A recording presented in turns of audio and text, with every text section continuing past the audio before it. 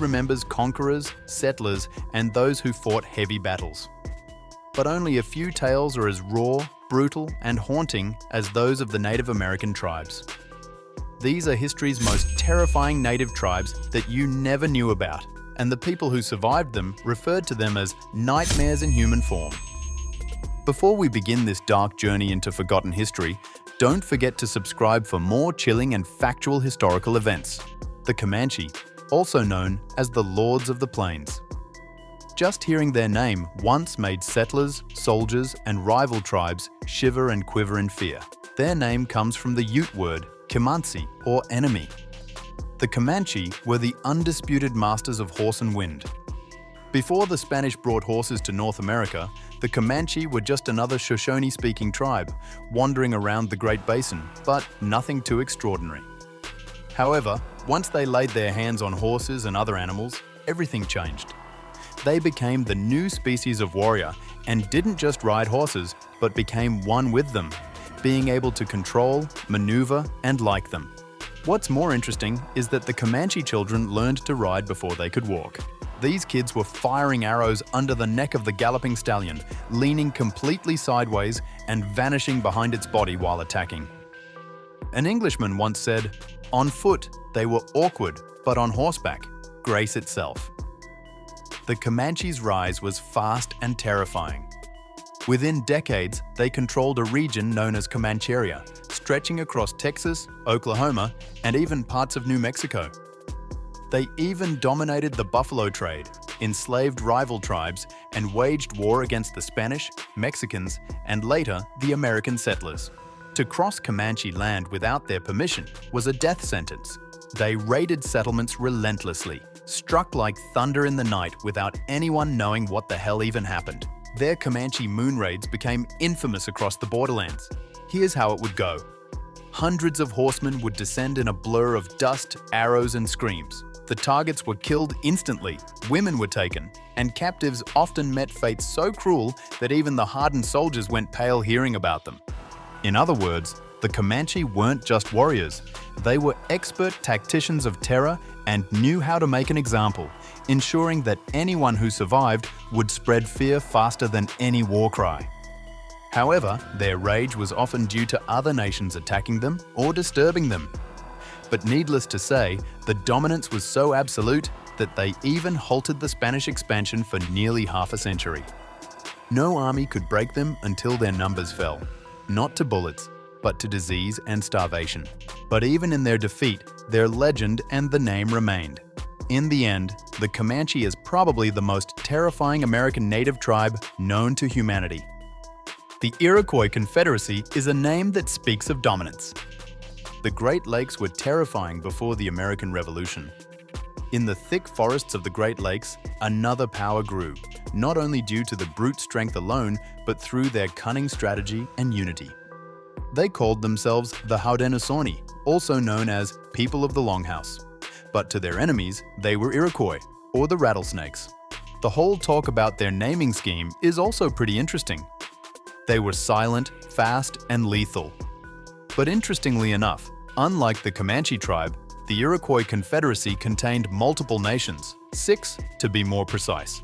This included the Mohawk, Oneida, Onondaga, Cayuga, Seneca, and later the Tuscarora. In other words, it was more an empire disguised as family. But unlike the chaotic rivalries of the other tribes, the Iroquois ruled through pure structure. They had councils which made decisions through consensus and balanced power between clans. However, when it came to war, unity gave them this terrifying advantage that made them not only strong through sheer numbers only, but also their bravery. Their attacking ability was relatively straightforward. They would slip silently through the forests, attacking the villages with precision and ultimately leave entire communities burned to ashes in a single go. While we know that this strategy seems simple, these people surely weren't playing around. During the Beaver Wars of the 17th century, the Iroquois expanded their reach across what is known as New York, Pennsylvania, and Ontario now. Not only did they destroy or absorb rival tribes like Huron, Erie, and Neutral people, but they also fought for sheer trade. Every pelt, alliance, and river mattered for them, and the Iroquois made sure that everyone knew about it. Captured enemies faced the gauntlet, a brutal ritual where captives ran between lines of warriors armed with clubs and branches. If they survived, they might be adopted into the tribe, and if not, they became an example, screaming beneath the Iroquois' warrior's foot. For these people, pain was pleasure. Their dominance was so great that even European powers like France, England, and later America sought their favor. They were the kingmakers in the colonial wars, shifting allegiance whenever it benefited their people. By the early 1700s, they controlled territory that stretched from the Great Lakes to Tennessee, a forest empire built on blood and diplomacy. Their name alone was chilling enough, but even Rattlesnake eventually gets tired and witnesses its downfall. As the 18th century came, the Iroquois were divided by the European wars. Then, they not only lost a lot of their land, but power as well.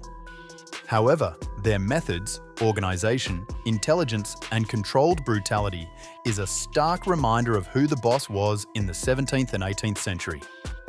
The Apache. Southwest used to have massive barren lands where scorching winds turned sand to fire. For a regular person, it was like hell, and water was rarer than anything. There lived the Apache tribe, the ghost of desert. They weren't just warriors, but they were shadows. Apache scouts could easily vanish into canyons, reappearing miles away. They could outrun cavalry on foot and survive days without food or water. Imagine how tough their bodies were. To the Spanish settlers, these people were called Los Fantasmas or Phantoms. For Americans, they were nightmares that refused to die. The Apache were not just one tribe, but many. They contained the Chiricahua, Mescalero, Jicarilla, Lipan, and many others. However, each tribe was much fiercer than the other. Their main power was to hit, strike, and ultimately vanish. The Apache warriors could release 6 or 7 arrows before a musket even fired once. They could crawl for miles, having unwavering power on their backs. They could wait days in silence and then strike a convoy with inhuman precision savagery. In one raid, a handful of Apache attacked a column of Mexican soldiers, killing the entire escort and then disappearing without leaving a single track behind. That's ninja power right there. When captured, they had no fear. They were ready to die. And when they captured others, their vengeance was something that no one would expect. Enemies were scalped, tortured, and burned alive. Not just out of hatred, but out of ritualized honor. They believed that a warrior's courage was not only proven in a battle, but only how much pain one could endure or inflict. They would usually cut the scalp and hand the heads, and according to the Apache, this would be a symbol of ultimate dominance. They fought everybody, Spanish, Mexicans, and Americans. For nearly 2 centuries, no one could ever claim victory over them. The last great Apache leader was Geronimo. He surrendered in 1886, and it marked the end of an era. But even in chains, he stood proud. This was the guy who defied 3 empires and refused to bow until his people couldn't even fight anymore. The Apache tribe was more like survival turned into art, and they could turn terror into tradition. Before moving to the next one, please subscribe to our channel if you like learning about history. The Mohawk were known as the Children of Thunder. Before the Iroquois became an alliance, there was one nation that ruled the northeastern frontiers through sheer force and power. This force was called the Mohawk. They were the keepers of the eastern door of the Confederacy, guarding it with ruthless discipline and power. But what sets them apart from other tribes is that they were tall, intimidating, and fearless. Their hairstyle was the Mohawk, which was the symbol of their warrior roots and complete defiance. When the Europeans arrived, the Mohawk were already dominating their place. They also conquered tribes across New England and Quebec. When muskets came, they also adapted instantly. Whether it was about becoming expert gunsmiths or trading furs for firearms, they were professional in everything. According to the French settlers and missionaries, entire villages were wiped out overnight with fire lighting up the horizon as the Mohawk returned from another raid. They weren't driven by greed, rather, their whole motivation was to receive more glory. According to the Mohawk, Courage was eternal, and death on the battlefield was not loss, but ascension of humans. Even their rituals before war were bone-chilling.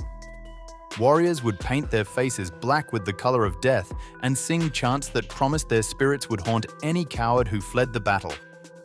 After the Europeans arrived, the Mohawk played them against one another.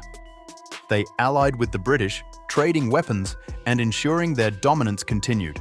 But then, the thunder of their war cries was enough to clear valleys. Even the neighboring tribe called them the People of the Flint for their unbreakable spirit and sheer discipline. The Sioux were also known as the Storms of the North.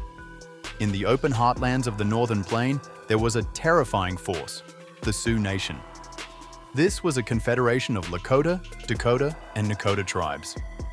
Also known as the Warriors of the Winds, they were the master of horseback combat and defenders of a sacred way of life. They were not born out of cruelty like many other tribes, but rather, it was their duty to protect their freedom against governments and other tribes. When the US government pushed westward, building forts on Sioux lands, they were angry. In 1866, the Red Cloud's War began. And this was one of the only wars the Native Americans ever won outright. Red Cloud outsmarted, outmaneuvered, and humiliated the US forces, forcing them to abandon their forts and even sign a treaty that was done on Sioux terms. However, peace didn't last. In 1876, the Sioux allied with the Northern Cheyenne and Arapaho people under the legendary Sitting Bull and Crazy Horse, defeating General Custer at the Battle of the Little Bighorn. This was one of the most shocking defeats in US military history. According to eyewitnesses, the aftermath was even baffling. Custer's men were stripped, mutilated, and left to the buzzards. The Sioux believed that the spirits of the slain demanded honor through battle, and they gave it. Within a generation, their world was swallowed by reservation lines and broken promises. However, their image still endures, not as crazy savages, but as the storm that thundered across the plains, refusing to kneel to nearly anyone. And these were history's scariest Native American tribes. Most of them were just protecting their honor, while others were driven by savagery. Which one do you think we missed? Comment below and subscribe to the channel for more videos like these.